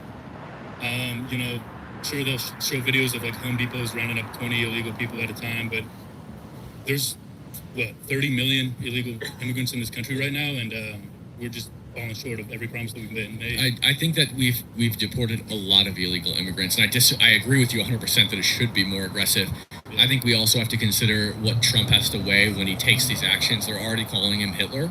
They're already calling him authoritarian, and he had to dodge 2 impeachments in his previous administration. I think everything he does risks the weight of an impeachment, and if he gets impeached, it's going to be even more like they're just going to go down the line, right? Once Trump is impeached, once they learn they can impeach Trump and remove him from office, they're going to go down the line. JD's gone. Who's next? Speaker Johnson. He's gone, right? Well, sure, but his impeachment clearly didn't stop him from getting reelected. Well, because he didn't get removed, he got acquitted. Well, and he can't get reelected again. So what is there to lose? Right, but he could be removed from office. Right, but we have a $150 billion budget for ICE now, and where is it going? What are we doing with it? Listen, I totally agree with you. Right. So what about the Epstein files? Yeah, I totally agree with you on that as well. So how is this administration doing everything it can for the people if it's giving all of our money to other countries? For example, he said he would end the war in Ukraine and Russia in 48 hours. So far, all he's done is give tens of billions more and caused, tens of thousands of more white men to die. I agree with you that Trump is an overpromiser for sure. 100%. I hear what you're saying, 1,000%. But also keep in mind, it's only the first. We're not even at 1 year yet, right? Trump has not even been in office for 1 year, and I hear you. He's an overpromiser. Yeah. You can't expect him to tackle every issue with maximum efficiency in less than 1 year. And furthermore, again, I understand what you're saying, but I think that Trump is doing the best job he can. You have to understand the confines that he has to work within. Now, the Epstein files, total blunder. There's no excuse for it, right? That was another overpromise, I think, and something, I don't know what happened. It was such a visceral reaction to the public for what he promised, and we're just trying to uphold his promise. I totally agree. A reaction like that, it begs the question, what else is there, and why is he under-delivering on the other promises that he made for us? Listen, I totally agree with you, but again, I think that he's working within the confines of what he can do. There's already people threatening to impeach him, and what does impeachment achieve? Like you said, last time he got acquitted, if he gets acquitted, nothing happens, right? Because he can get removed. It does waste a lot of time and a lot of resources, and it causes the federal government to hang up, right? But if he gets removed, then he can't do anything. That's another huge issue, right? But I think JD would do exactly what his playbook. Right. Okay. So then, when they impeach JD, then what? I mean, you could argue that they're just going to keep impeaching, but that's not a good. And I think they have full intention to do so. He was elected to fulfill these promises. Right, but if he's having to work with people who refuse to work with him and are doing whatever they can to get rid of him, that makes it impossible to do what you're promised to do. 90 border encounters are down by 90%. Yeah. That's great, and honestly, I'm totally supportive of that. However, my perspective is that should have been done 15 years ago.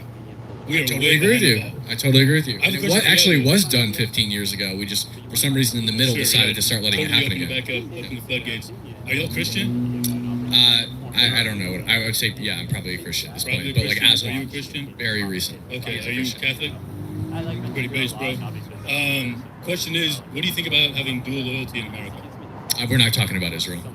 And I'm talking about in general. Yeah. So I know this is going to go to Israel. So the issue is that this is an issue that divides our side a lot, Israel, right? Yeah. There are a lot of conspiracy theories about Charlie Kirk being killed by Israel. We're doing this tour in honor of Charlie Kirk, and we're not going to disgrace his legacy by talking about Israel and dividing our side more in the wake of his death. My personal opinion would be that anyone with 2 passports, 2 citizenships shouldn't be able to run for office just because, somebody comes from China and a million Chinese come and run for office and they take over the United States government. It's not cool, right? Anybody with 2 passports, no matter what country you're from, I think you should not be able to run for any type of office in the United States whatsoever. Congress, everything. And I also think if you weren't born here or I guess like second generation immigrants, they shouldn't be able to vote until like their second generation, just because they might have loyalties to other countries.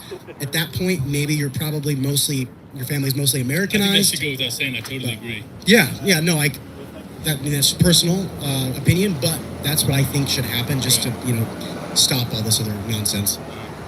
Well, the reason I ask about this dual loyalty stuff is because that is a topic that does divide the right. However, if the right only goes after things that people disagree with them on, like the left, the total absolute opposite of what we believe, then that's how, what's it called? I guess immersion can happen, interjection can happen amongst our cause, and we end up somewhere that we don't want to be. I agree with you that you should talk to people on your side about issues you have with them, and I do this all the time. Like, I spend the majority of my time doing this, but this is not the majority of my time. This is a chore that is specifically meant to bring for the right and the left to talk with each other, and also to honor Charlie Kirk. And we're not going to dishonor Charlie Kirk by getting into the Israel stuff, considering it's such a hot topic as it relates to his death. I thought you said you don't believe Israel killed him. I don't think they did. I don't believe Israel killed him, but again, we're not going to get into speculation because I think it's disrespectful to his memory. Well, I won't force you to, but thank you guys. Thank you. Appreciate you talking. What's up, man? Hey, what's up? So, I'm just really grateful to see more of you guys here. Thank you. Appreciate it. I saw somebody else who had some pretty wild takes up there in the plaza last week, but yeah, that's a different story. Anyway, I wanted to talk about something that happened before what happened to Charlie Kirk, which I think is kind of a graver issue, to be honest. It's because you've heard about what happened in Colorado, was it? School shooting? Yeah, the school shooting, yeah. I'm somebody that went to a private Catholic school in middle school, and yeah, it's just the thought of that happening to me or any of my friends hurt me really deeply, and the rest of my family. So I just wanted to ask, do you guys think that there's anything we could have done to prevent that? Is this the one where there's a transgender shooter? Yeah, it's just, but nothing about transgender. It's just school shooters in general. Is there any kind of legislation that we could put in to ensure the safety of the minors? Well, we've got to change the culture. The number one way is to change the culture and get it out of people's heads that when you're mad, you take it out on children in school. The other thing is mental health needs to be fixed up, and part of that is not teaching transgender people who are mentally ill. You say they're not mentally ill, right? Okay, well, they kill themselves constantly, and that's your primary argument. Obviously, they're mentally ill. Mentally stable people don't kill themselves. So, how about we start by not teaching mentally ill people that their mental illness is correct? If somebody was, bulimic or anorexic, and I was a doctor, I wouldn't give them a dietary plan and tell them to lose weight because they're fat. But the problem is, there is no way the school could have introduced any of those ideas to the shooter. The government has to introduce those. That's exactly my point. The government needs to do something. Or cultural leaders as well. The number one thing is you got to change the culture. Yeah, that's Reject it, right? Because at the end of the day, the reason why we're talking about transgender shooters is because when they go to the schools and they shoot up Catholic schools, they're doing that for a reason. They're targeting Catholic schools for a reason. They are under the impression that Catholics or religious groups are suppressing their ability to exist in America. So the reason why I said reject, because it all comes down to what the media is telling them, what congressional leaders are telling them at the end of the day. If they're affirming their belief that Catholics, Christians, Americans, conservatives are the one that are oppressing their life in America, eventually somebody that is mentally ill is going to do something about that. And unfortunately, we see that happening more and more every time, or by the day. So that's why I say reject. Every chance that you have to reject. Government, I agree with you. There needs to be a solution for this, but we can start off by rejecting all of this. Do you have any ideas for the government? Mine's a little... Put doctors who give... gender affirming care to people. What about they lose their medical licenses, number one, first of all. There is one fiscal policy the left keeps bringing it up that they think could end all of this. Can you guess what it is? Gun control. Oh, yeah, no, it doesn't work, right? Yeah, but I heard there was also a counter argument to that from our side, the right side. Yeah, there is a counter argument to that. It's that the only thing they want to ban is rifles. You don't ever hear them talking about banning anything else, even though the primary weapon for a mass shooting is a handgun.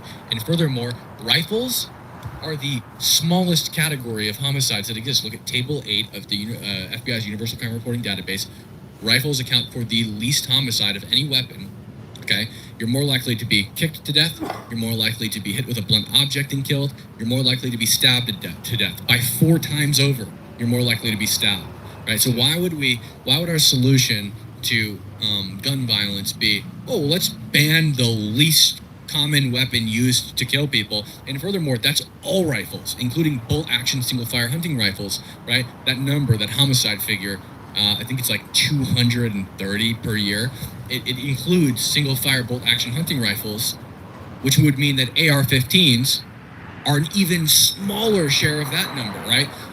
In some years, you're more likely to be struck by lightning than you are to be shot and killed by a rifle, especially in AR-15s. The media loves to lie about ARs and all that. But when you look at Europe, though, it's just they don't have any kind of gun laws at all because they're not allowed. Anyway. Yeah, you're just doing a lot of stuff like this. So, what exactly is? Do you think that could work for us the same way it worked for them? First of all, if the United States government comes and tries to take our guns, I guarantee you, and I'm not even calling for this, I'm just stating it as a fact, every rifle collector, every gun collector who comes to people's houses and tries to take their guns is going to either be staring down the barrel of the thing they're coming to take, or they're going to be killed. Guarantee it. Right? If they try to take the guns by force, I guarantee it'll start a civil war. There is no chance in hell that you ban firearms blanketly in this country without a civil war that will undoubtedly be won by the people. Because I guarantee you the military, right? First of all, you try to ban guns, the military is not going to be down with that. They are going to, and their oath is sworn to the Constitution of the United States. Immediately, they're going to side with the people and take the government down. You still don't really solve the problem because at the end of the day, the person who was going to go commit that action is still there. So just because a gun isn't available for them to obtain legally doesn't mean that they're going to stop Illegally, wanting to. Yeah, exactly. Contraband, yeah. So I think the question you were asking, which I have a hard time answering myself always, is what can the schools do? What measures can the schools do to prevent this individuals from happening? You guys? Yeah, I have a really good solution. So there are however many doors inside the school that you want, but all of them only open from the inside. There is one entrance. At that entrance, there is a metal detector that everybody has to walk through. Or now they even have these machines. I see them a lot at events where it detects specifically guns. It's not a metal detector, right? So it's not going to go off because of your keys. It's specifically looking for firearms, and it's some like really advanced. I don't know what it is. Right? So you put one of those at the doorway to every school, and you're safe, right? You can no longer enter the building with a gun. If you do enter the building with a gun, the entire building goes into lockdown. You don't think there could be some backlash, though, getting the authorities involved with... I'm sure there'll be backlash, but it doesn't mean we shouldn't do it. There was backlash to abolishing slavery. That's a good point. I shouldn't be able... I remember when I was in high school 10 years ago, and I was able to leave lunch through one door and then come back through that exact same door. And every single door in that building was exactly the same way. So if that is happening systemically across America, that is probably a good place that the schools can start at to prevent some horrible things like that happening. It's just common sense at the end of the day. What I was meant by struggling with it, maybe Cam can kind of answer this to both of us, is sometimes we hear the solution is armed teachers. There are armed police officers that are at the school already, right? But what about armed teachers? I don't know. Is that a solution? Yeah, I mean that's a bit drastic. I think I kind of support it, but at the same time, it's like I don't want guns in the reach of the children. I actually have a solution for this. I wrote a paper on it in high school.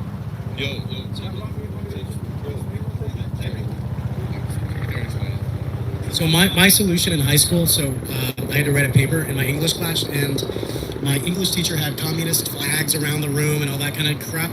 So I wrote a paper on it, how to improve the school. What I said is there's lock boxes in every single trained teacher's classroom that are completely locked. The teacher can't even get to them or anything. And then, if there's an actual shooting emergency, the principal has a thumbprint in his office, boop, unlocks all of the guns, in an emergency. So in the regular, everyday life, there's no access to the guns whatsoever. But only trained teachers have these lockboxes, and then the principal goes boop, opens up the lockboxes, and they have access to the guns during an actual emergency or school shooting. What if I steal his thumb? Well, I mean, that'd be pretty hard. Just, maybe eyes print, face print, or something. But yeah, that was my. Good, Lance. Oh yeah.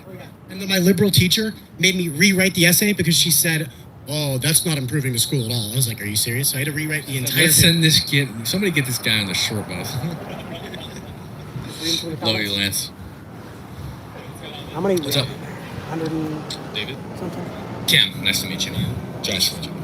Hey, you should follow our Instagram. Yeah, you kind of have to talk really close into it. So Okay, so, sorry. Oh, you're No, good, you're man. fine. So I saw your sign that says Yeah. men can't be women. Instagram, Yeah. X, And YouTube. Follow. I think it just depends on your definition of a It's like man. 100K. It's hard to miss. So He's how gonna do be you posting, all like, long define form. We do man and short form Yeah, on I would say X. woman, according to Oxford, the definition is an adult human Pop it up. We female. have, like, The definition of female is a person who 225,000 falls on into the Instagram sexual and category 20K capable on of producing ova. And for that reason, I don't believe that men can be women because men cannot produce ova, thus they can't be a female, and thus they can't be a woman. I'll try and I talked to Cam about it. David, I mean, if you want to learn everything, Do you have a definition with woman, or do you agree with it? I just want to learn like. Do I agree with the Oxford definition? Well, but I want to be able to hear you. I'm not sure. I don't know if I personally have a definitive definition. That's all right. But I just want to point out that your statement is based on your definition, not necessarily the truth, because we all have our own definitions, and other people might completely disagree with you simply because they have a different definition for man and woman. Right. But, I mean, what color is that tree over there? Huge event at the end of the year. Biggest one of the year. I always go. The leaves. But Green. Okay, it's green. And if somebody said it was pink, we would just, oh, that's silly, right? It's an objective truth. That tree is green. It's their truth that it's pink, right? But it doesn't make it the truth, right? The truth is that it's green. These super cool is a good friend of mine because deep in depth about like racial crimes, I see the statistics, analogy that you're trying to make, actual justice warriors. I don't necessarily disagree that I have my truth, you have your truth, right? But we have to figure out a way to be grounded in the truth. Otherwise, like we were talking about this water bottle. Do you agree that's a water bottle? I do. Okay, I think that's a lizard. And that's a problem, right? Because when we start to make policy on water bottles, and I think that that's a lizard, that's when we run into problems. Same thing with the woman. I'm not saying that you can't say what is a woman and make it your truth, but at some point you're going to have to create policy by the definitions, right? Or using those definitions. So we can't pretend that definitions are just what you think and I think. It has to be rooted in some sort of objective reality. The point with the woman is, like, obviously it impacts public policy, like college campuses, locker rooms. So we can all have our own truths about certain things like the color of leaves or whether or not this is a water bottle. With something like gender, it is a lot more socially constructed. And I do agree with you that there is policy and there's going to be policy made based on those definitions. But I disagree with you that it's a social construct, because at the end of the day, it still depends on your biological drive or your biology. it depends on what definition you use. Okay, well, explain to me what is a woman, and we can go from there. I can't give you the definition for woman. What is your definition of a woman? Like I said, I don't really have a definite description, but I do know that. How would you know that men can be women if you don't know what a woman is? I couldn't hear you. I couldn't hear you. How do you know that men can be women if you don't know what a woman is?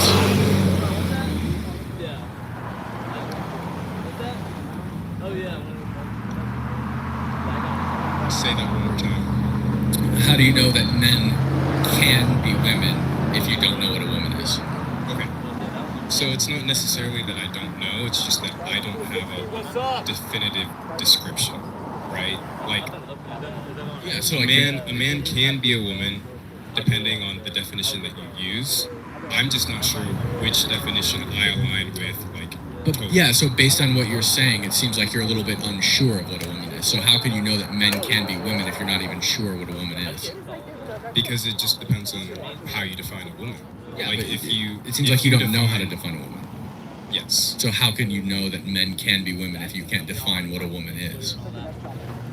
Because, like, I'm saying that I'm not sure what definition I would use in my day-to-day, like, 100% of the time. Like, this is, like, if someone asked me what a woman is, I'm not sure exactly how I would describe it, right?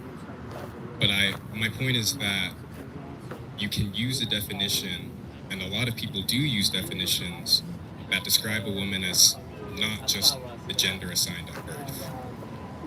So I think this is an issue that a lot of people run into, where some people are like, men can't be women, the other side's like, men can be women. And what they're Isn't really that a contradiction, arguing, though? what they're If really you say arguing, men can be women, that's a contradiction, right? Because men are not women. It depends on your definition. My point is that, like, these two different sides can have these statements and completely believe in them, but really it's just a contradiction in their definitions of the terms. Right, but again, like, if we agree that that tree is green back there, and somebody says the tree is pink, but what they mean by pink is green, right, we would just say that's just stupid, yeah? Like, if your definition of the word pink is literally the word green, and you say that tree is pink, it's almost like you're doing it intentionally to confuse people. Why are we doing this? I don't think that's a good analogy.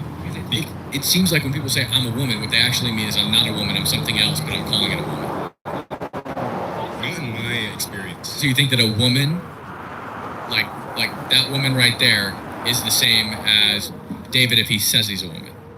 They're the same thing. They're both women. I do not. Okay, so then if you say men can be women, you're not actually saying men can be women. You're saying that men can be women, but when you say women, you mean something else, right? Because if David and her cannot be the same, if David identifies as a woman, then you're not saying David can be a woman. You're saying David can be something else, kind of like a woman, right? I'm not sure what you mean by black penguin. Like, yeah, but it's a whole different argument. Okay, so what just happened? What just happened? Someone stole the sign. They are running. Oh.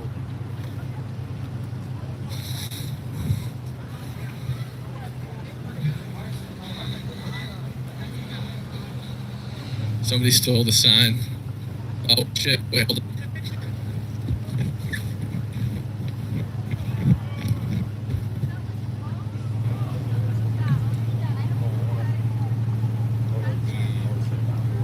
Hey y'all, welcome to the show. We are temporarily being disrupted by a stolen sign. I believe they're retrieving it.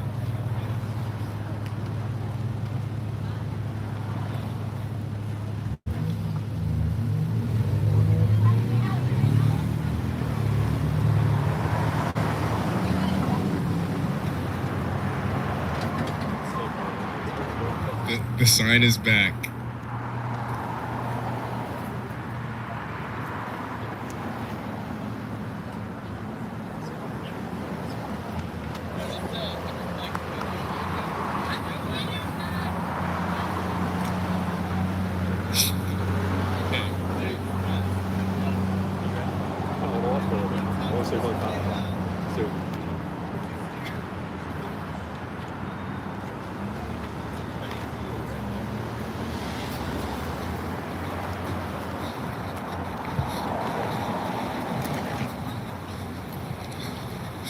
I really don't know why that person chose to steal our sign knowing that they couldn't run more than 10 feet. Had the body mount. I'm not even gonna, never mind. I'm trying to be a Christian. I would like to be a good boy. Resume our conversation. Yeah. So you mentioned that I don't believe that David would be the same as a woman who is assigned that gender at birth, simply by identifying as a woman. That's just my... We got that on live. Can you say again? So you mentioned that David identifying as a woman wouldn't make him the same as another woman. Yes. And that's just because I believe that because of my own definition. Right. So in that case, we're not saying that David could be a woman. We're saying that David could be something else resembling a woman, not a woman. Because if he's not the same as a woman, then he's not a woman, right? In this analogy, all David is doing is identifying as a woman. And I'd say all he's doing is pretending to be a woman. Because he's not actually a woman. Like, if I identify as an Apache attack helicopter, I'm not an Apache attack helicopter, right? Yes. I'm a man. I'm a human, not a helicopter. If I said I'm a lizard, am I a lizard? I do not think so. Okay, if I say I'm a black man, am I a black man? I do not think so. Okay, so if somebody says that they're a woman, I don't think that makes them a woman. And I think that all of these things are pieces of your identity, your species, your race, your sexuality, your gender, right? Your sex. These are all aspects or portions of your identity. And I don't think that any one of them can be more changeable than the other. I think you're either white or black. You're either gay or not. You're either a man or a woman. Or, you know, with some of them, you can be other things like Asian or whatever. I don't think you can just change your biology on the flip of a dime and change what you are. It's not who you are, it's what you are. Maybe you are, who you are is somebody who pretends to be a woman, but what you are is a man. So, again, I think this goes back to definitions. I'm sure there are people who believe that identifying as a woman makes you a woman. I'm sure there are other definitions that imply that you have to go through gender reassignment surgeries or do something to present yourself as a woman.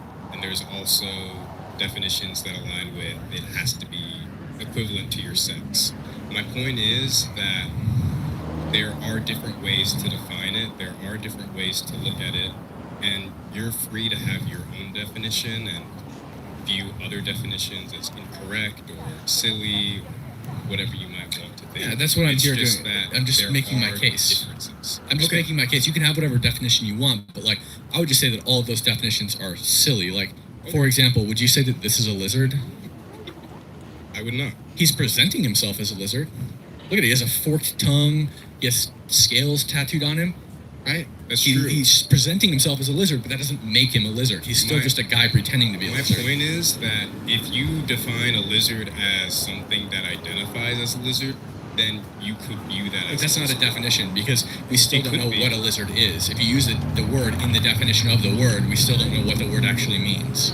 Okay, then if we define a lizard as something or someone who defines themselves as some reptile, insert definition of lizard, like a more But that's what a lizard is. It's just a reptile thing. So you'd say, okay, not somebody who my point identifies is- as a scaly thing that's like my a lizard. point is right? that you could define it as something that identifies as it. I don't think so.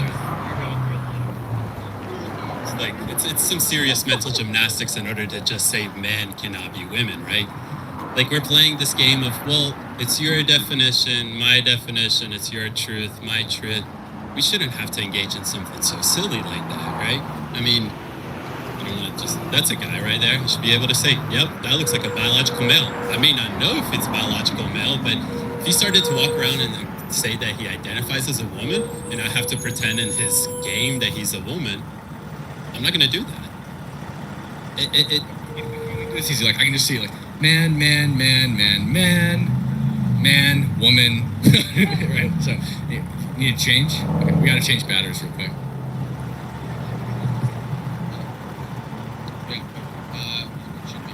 Are we good to keep going? Yeah, we're just gonna keep batteries. Okay. I really appreciate you coming up and having a conversation with us. Everyone here, thank you for, spectating civilly and being here for the conversation. Yeah, and letting us know. Yeah, thank you for helping us chase that person down. We did get her face, or it's his whoever's face. So if anybody knows that person, definitely shoot me a DM on Instagram. Because I have an email for the dean's office. Okay, so it's not really about mental gymnastics. It's just like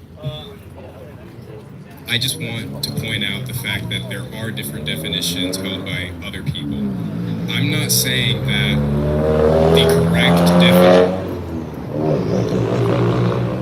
I'm not saying that the correct definition of a man is someone who identifies as that. I'm not saying that's how a woman should be defined either. I just want you all to know that your sign is based on your definitions, and other people have different definitions. We know that. Our sign is based on what we view as the superior definition of the word, the definition that is the most applicable, the definition that makes the most sense, the definition that is the most consistent, and that most people agree with. So I think that most people here would agree with the definition that a man, a woman is an adult human female, and an adult human female is a person who falls in the sexual category capable of producing ova. I think most people would agree with that. So it has the colloquial aspect, it has the logical aspect, and it has the consistent aspect. Right? So if you disagree with those, we'd love to hear it challenged, but we can't basically challenge the argument if there's not an argument posed. To show you how much it's not a problem, Democrats and Republicans never agree on anything. Do you know what they agree on? 2/3 of Democrats say that anybody that denies this is ridiculous. 90% of independents agree with this. Obviously, I don't have to talk about Republicans, but why do you think that even 2/3 of Democrats, it's not even 2/3, it's like 75% of Democrats say that, yeah, somebody that's a biological male, and just because they say I'm a woman, shouldn't allow them to compete in women's sports or to go to their locker rooms? Why do you think that's the case? I don't know. I am not here to discuss that because I'm not very knowledgeable on that topic. I just came here because, like I said, I think a lot of people argue with each other based on these terms, not fully knowing that they simply just have different definitions. But why do so many people that politically disagree about everything can agree that a woman is an adult female? Is adult human female.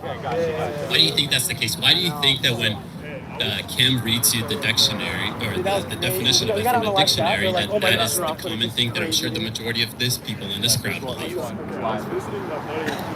Because if you're just going to tell me, well, it's hard for me to convince you when I've pointed to the various definitions, we've pointed to various scientific proof. Right? If the whole take from this is that, well, I still have my own definition of words. There's nothing that we can convince you of or explain to you, right? Because you're going to continuously say, but that's just my definition. It's actually postmodernism. It's a theory that is honestly destroying a lot of minds here, because for some reason, a lot of people do believe that you have your truth and that's somehow different from the truth. And as long as you have your truth, it's like going back to the water bottle. If that's a water bottle to you, but it's a lizard to me, what's the point of having a conversation? It's almost impossible. Nothing that you're going to say is going to convince me that that's a water bottle. That's what I mean, you know? It's like, at some point you have to concede something. And if we just haven't convinced you that a woman is an adult human female, because you can still say, I can identify as what I want to, that's just you just being rooted in your truth, unfortunately. So, again, I'm not here to discuss that, and I completely get where you're coming from. I just wanted to mention that there are different definitions, and I wanted to make sure that was clear, because like I said, a lot of people... I got that part, but do you think that makes your definition real or true? We know that there are people who disagree with this. Yes, I'm glad you do.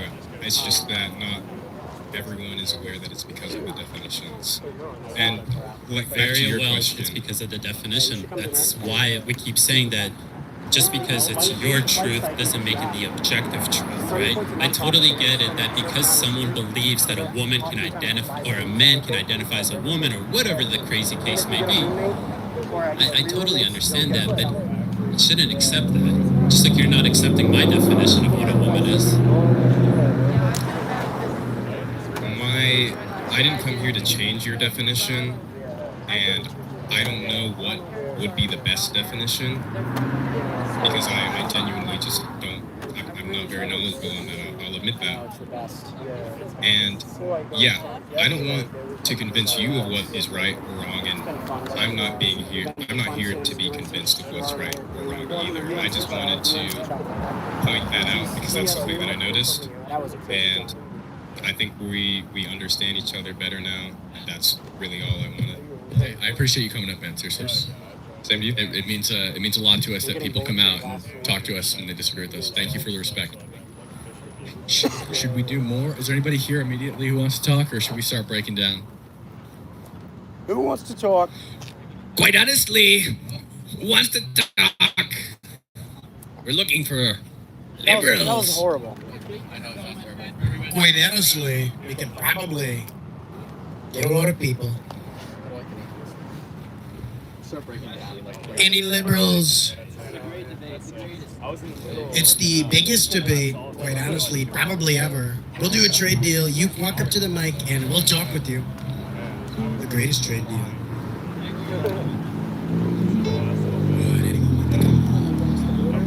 Should I do the Tucker Carlson laugh? Maybe that'll get people to come up.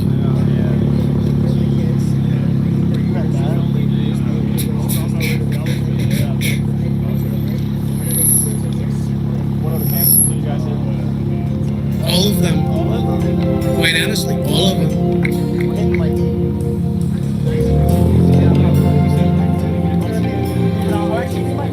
Thank you, everybody, for coming and listening and hanging out. We're going to break down, and we appreciate everybody. Work for all my life. Do a picture line if anybody wants them. With just my children and my wife.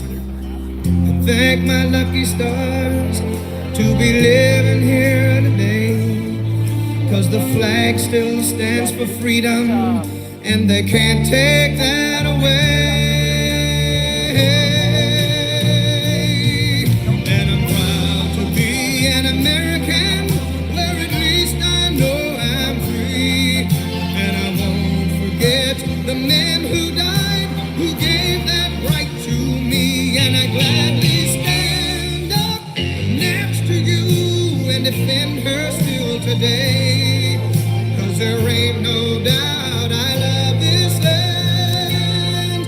God bless the USA.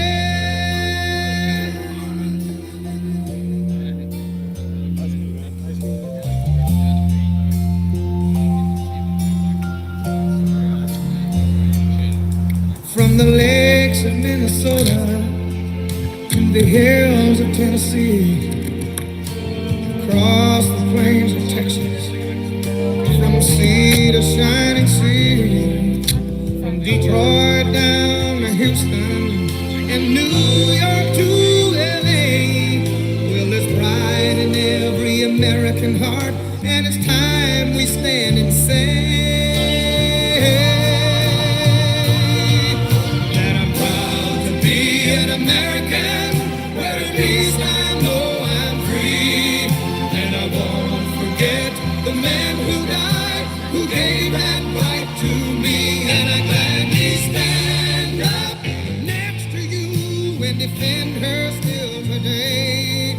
'Cause there ain't no doubt I love this land. God bless the USA.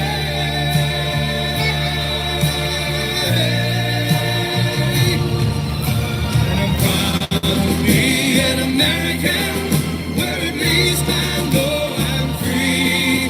And I won't forget the men who died, who gave that right to me. And I gladly stand up next to you and defend her still today. 'Cause there ain't no doubt I love this land. God bless the USA.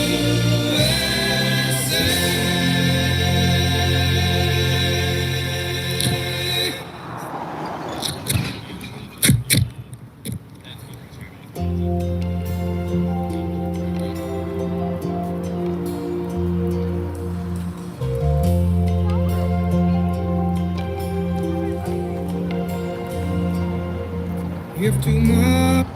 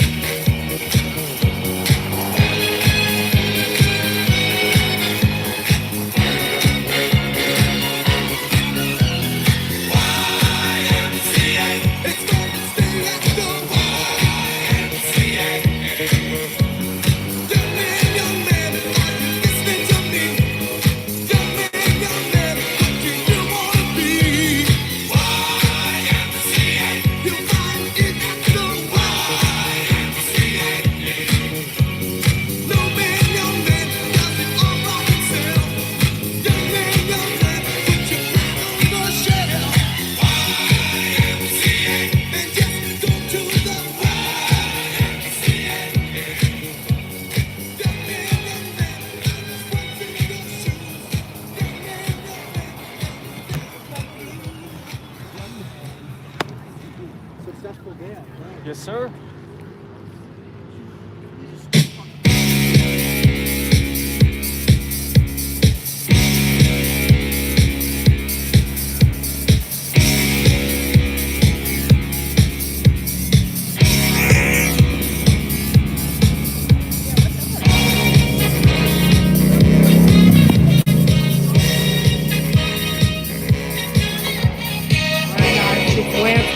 here. What's up?